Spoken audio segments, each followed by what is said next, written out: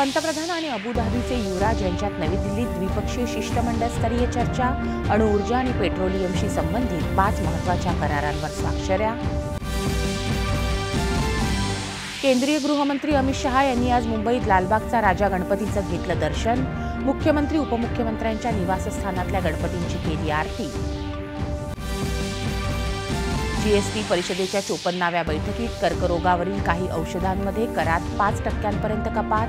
संशोधनाशी संबंधित विद्यापीठांना जीएसटी करमुक्त करण्याची शिफारस.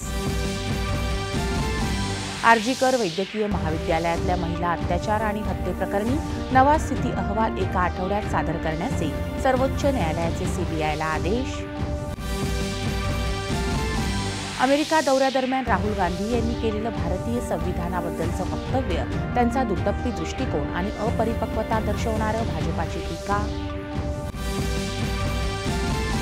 नागपूरजवळच्या मिहान प्रकल्पग्रस्तांच्या समस्या सोडवण्यासाठी तातडीनं पावलं उचलण्याचे मुख्यमंत्री एकनाथ शिंदे यांचे निर्देश.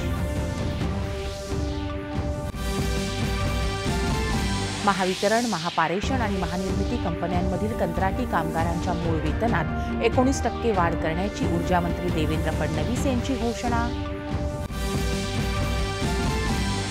8 दिवसात पीक नुकसानीचे नमुना सर्वेक्षण करून 15 दिवसात अतिवृष्टीग्रस्त शेतकऱ्यांना आगाऊ पीक विमा देण्याच्या कृषीमंत्री धनंजय मुंडे यांच्या विमा कंपन्यांना सूचना. आणि मराठवाड्यासाठी महत्त्वाच्या असलेल्या जायकवाडी आणि मांजरा धरणाच्या पाणीसाठ्यात लक्षणीय वाढ. दुष्काळी मराठवाड्याला मोठा दिलासा.